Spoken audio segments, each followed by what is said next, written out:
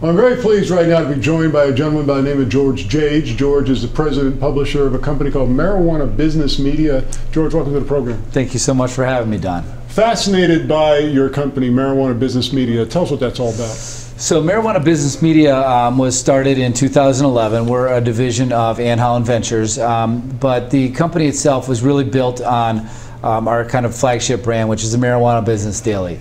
It has kind of become the industry stalwart for the business community to get updates on what's happening in the industry that affects their businesses. We're strictly a B2B media company. We also publish a Marijuana Business magazine. We do 2 annual national conferences called the Marijuana Business Conference and Expo. We just got done with the last one in Chicago a week and a half ago, and our next one will be this fall in Las Vegas. And then we also publish the Marijuana Business Fact Book, which has become kind of the industry the industry reference guide. Well, you know, it's kind of fascinating how the business of marijuana media has grown so much. And you know, when you think about when we were in college, marijuana business or any kind of media coverage of marijuana was relegated to like High Times. Sure. Now we see it on the cover of Fortune magazine. Your company's entirely immersed in the business side of it. I mean, it's been an incredible transformation.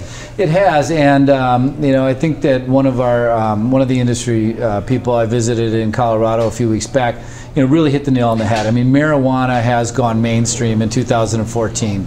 And it's just on a wholesale basis. You know, I think the American public's accepted the fact that this is a safe product.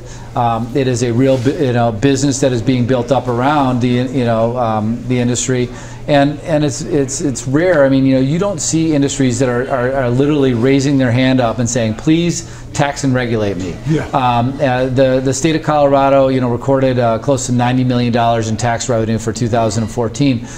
Actually, as part of their state constitution, they're kind of perplexed now because they have to give some of it back. Because they actually generated too much receipts for the state now as a result of the success of the program there. And Colorado has certainly been a great, benchmark, and I think a leader in, creating a very safe and transparent, regulated marijuana business solution. Well, you know, we're here at the M&A Associates Lab here in Las Vegas, Nevada, which is, of course, working with Pazoo Incorporated, their wholly owned subsidiary. This beautiful lab, and the grand opening party just seems to be about getting underway, so I'll let you get to that quickly. But what do you think about what's going on with Pazoo and what they're doing? Well, you know, I mean, with Pazoo and with M&A and Associates and the testing facilities, I mean, this is such an important part of why a legal, tax and regulated market is essential. It's a consumer safety issue. People that have historically, I mean, it's a product that America is familiar with. I mean, most Americans have tried marijuana at some point in their life. But you don't know where that came from. You don't know how it was grown. You don't know what was sprayed on it. You don't know how it was stored. So for being able to create a safe product for the consumer, whether it's recreation or medical, you need to be able to test this. You can now better understand the efficacy levels of the product that you're going to consume, so you know how much THC or cannabidiol is in the product.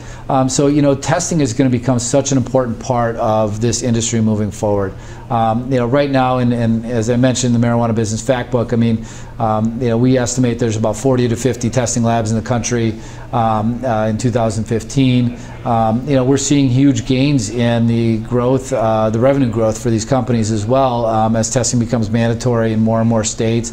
More and more states are coming online with regulated programs. So with what Pazoo's doing here in Nevada, I mean, this is just, I think, a key part of where this industry is growing. If I can kind of just add on one more thing, is we've estimated that the total sales of cannabis in America for 2015 is around $2.8 to $3.1 billion. Wow. And it's still a long way to go. There's still a lot more of the market that's not being taxed and regulated. But we've also calculated a 2.3 times multiplier. That is the gross product that this industry creates as a result of, testing labs such as Pazoo, ancillary products and services such as CO2 extraction equipment and everything else. This is creating a lot of jobs, a lot of jobs, and it's a safe product. George Jage, he's the president and publisher of Marijuana Business Media. Lots of information. Thanks for joining us. Don, thank you so much for having me today.